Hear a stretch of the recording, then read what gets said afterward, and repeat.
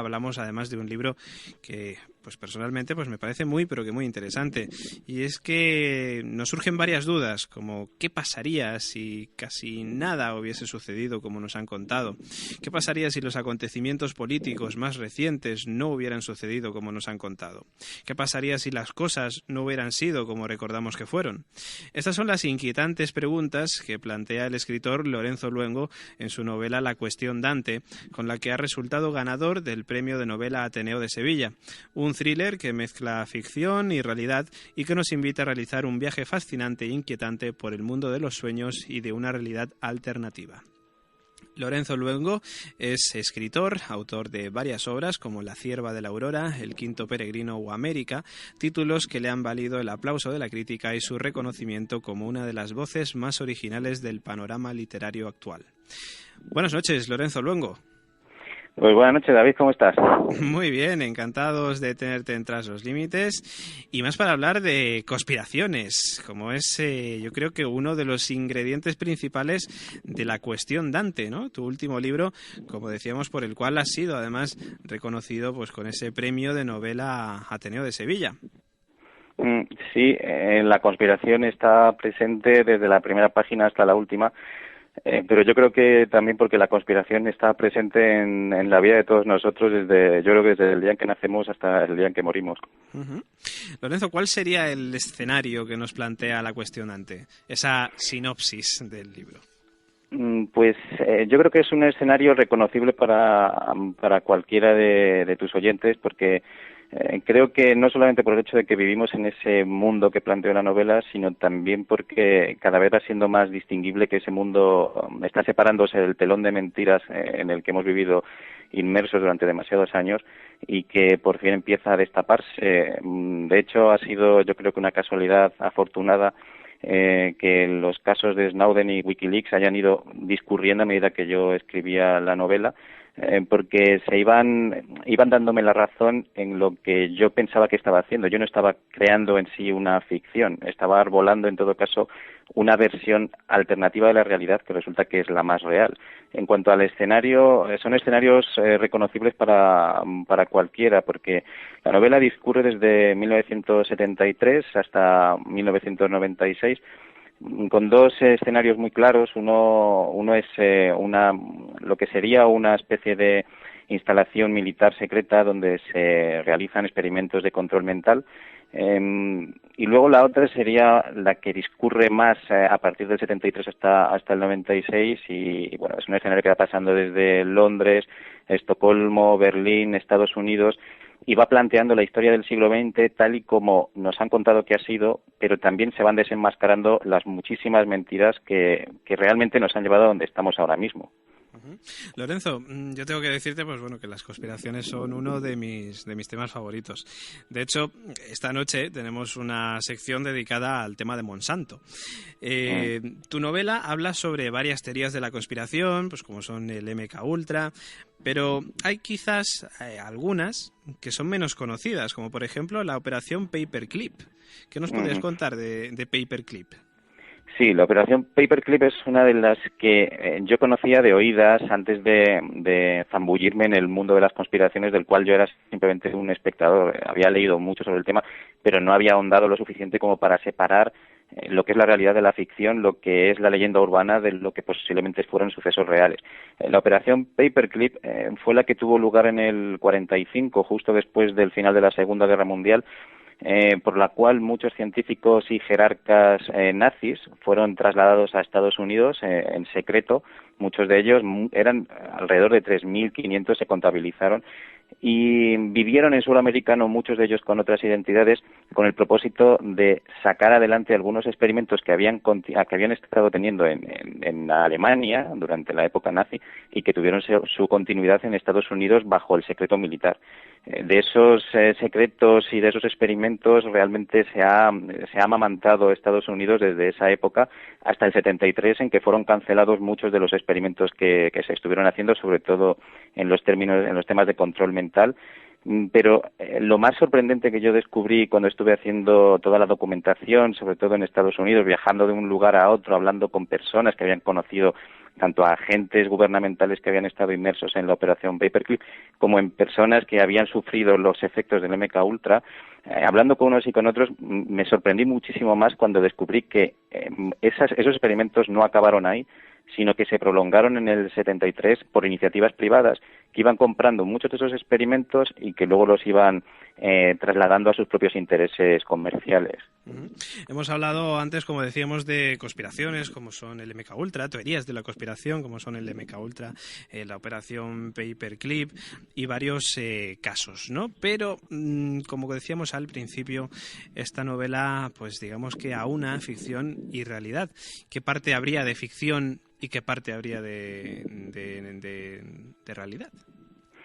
Pues la verdad es que hay más realidad que ficción, pese a los esfuerzos que yo he podido hacer por intentar que el cimiento de la ficción esté más presente que el aspecto real, pero es que lo que creo que va a sorprender más al lector y lo que ya veo que está sorprendiendo es el hecho de que son incapaces de poner la línea divisoria entre ficción y realidad, por el hecho de que muchas de las cosas que tienen que ver con la teoría de la conspiración, muchas de las cosas que sabemos que están sucediendo o somos conscientes de que están sucediendo porque ya por fin se están levantando muchos de los secretos de sumario, están teniendo lugar y que además están teniendo lugar de una manera completamente inquietante, increíble. Da la sensación de que la ficción se ha instalado en nuestras vidas en lo que menos pensábamos que iba a suceder, y hay muchísimo de realidad, y todo lo que cuento acerca de por lo menos todo lo que tiene que ver con las teorías de la conspiración y demás, está documentado con documentos reales, y que ahí no he aportado absolutamente nada para no llevar quizá a la incredulidad total al lector.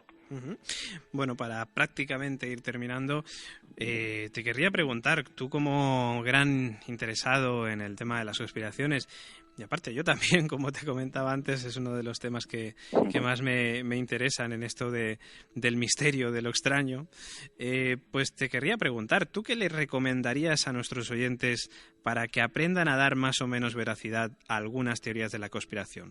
Esto tiene un porqué, esta pregunta, porque estamos acostumbrados a muchos videoblogs, a muchas páginas web, etcétera, etcétera, que hablan de conspiraciones, pero desde un punto de vista y con una serie de datos que aportan nada críticos ni rigurosos, ¿no? Yo, por lo que te conozco, sé que tú eres una persona muy crítica y nosotros, bueno, pues mi compañero Miguel Ángel Ruiz, que se encarga de la sección de conspiraciones, y yo mismo, siempre hemos intentado, ¿no?, inculcar, digamos, ese espíritu crítico, pero me gustaría saber si tú tienes alguna técnica o si le podrías recomendar algún truco para que esos oyentes puedan, sin necesidad de realizar una serie de investigaciones muy grandes, pues poder separar un poco el trigo de la paja.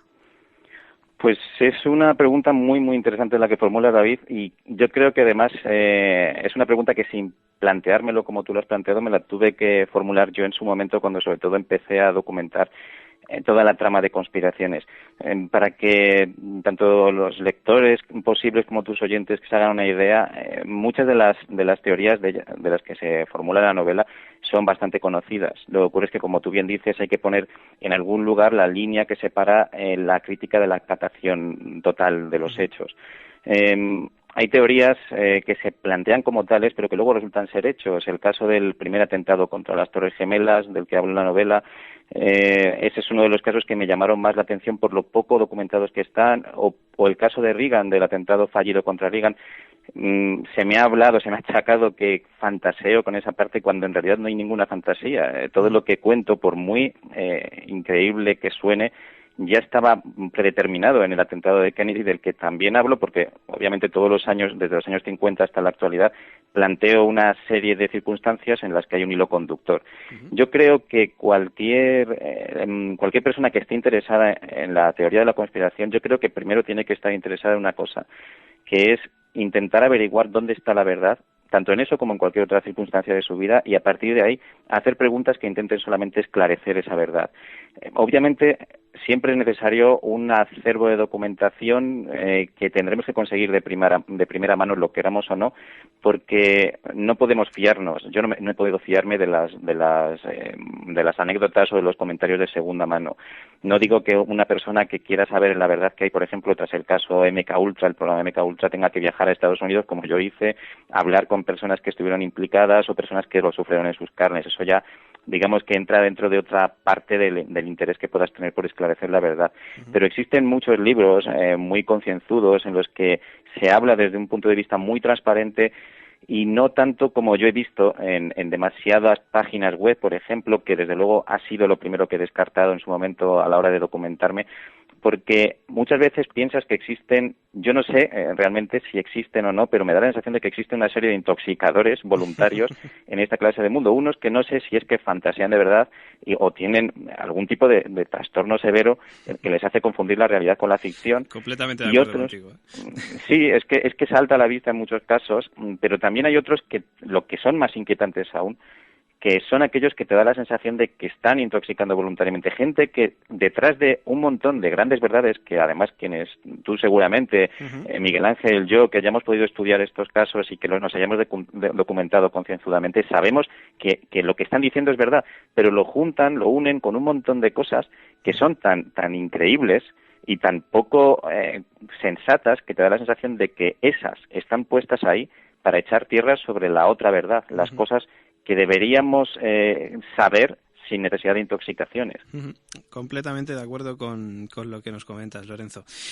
Pues ahí lo dejamos, no sin antes, bueno, pues ya hablábamos antes en el programa, comentábamos pues que efectivamente estamos realizando pues todas las semanas un concurso relacionado con nuestra sección de literatura y que la semana pasada fue para el libro Las claves de Inferno de Dan Brown de la escritora Mónica González, y esta semana el concurso va relacionado con La cuestión Dante de nuestro amigo Lorenzo Luengo, y Lorenzo tiene una pregunta que realizarle a los oyentes.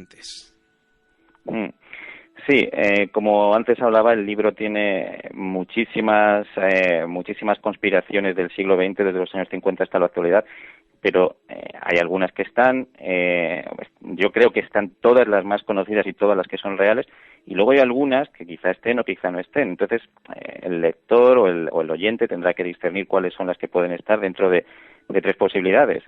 Una sería la conspiración de la Luna, el hombre nunca llegó a la Luna. Otra sería si Kennedy fue o no fue una víctima de un complot político. Y la tercera te la dejo a ti, David. Pues me pillas ahora mismo. No sé, me pillas ahora mismo, no sabría qué decirte. Bueno, podemos hablar si quieres del 11 de septiembre. Sí, yo te la digo, era por si acaso la tenías a mano, pero es igual, yo te la digo. Sí. Es si Mahmoud Abu Ghalima fue el que hizo el primer atentado sobre las Torres Gemelas, o si eso no está presente en la novela, si esa conspiración en concreto no está presente en la novela. El lector tiene que discernir de cuáles, o el oyente de cuáles de estas tres no está presente en la novela. Entonces, según lo que yo he dicho y lo que hayan leído, pues seguramente sepan averiguar la verdad. Bueno, pues ahí teníamos esas tres opciones que nos mandaba, bueno, que nos pregunta nuestro amigo Lorenzo Luengo. El hombre nunca llegó a la Luna, Kennedy fue víctima de un complot político, la CIA realizó en secreto durante más de 20 años experimentos de control mental en la sociedad americana. Ahí lo teníamos. Lorenzo, bueno, desearte muchísima suerte con tu nuevo libro, con La cuestión Dante. Esperamos que sea un éxito de ventas, porque desde luego que pinta muy, pero que muy bien. Y bueno, esperamos tenerte en alguna ocasión en alguna tertulia sobre conspiraciones. Pues yo quedo en tus manos y para lo que quieras ya sabes dónde estoy, me encantará. Estupendo, pues muchísimas gracias, Lorenzo Luengo. Gracias a ti. Gracias a ti, David. Buenas noches. Buenas noches.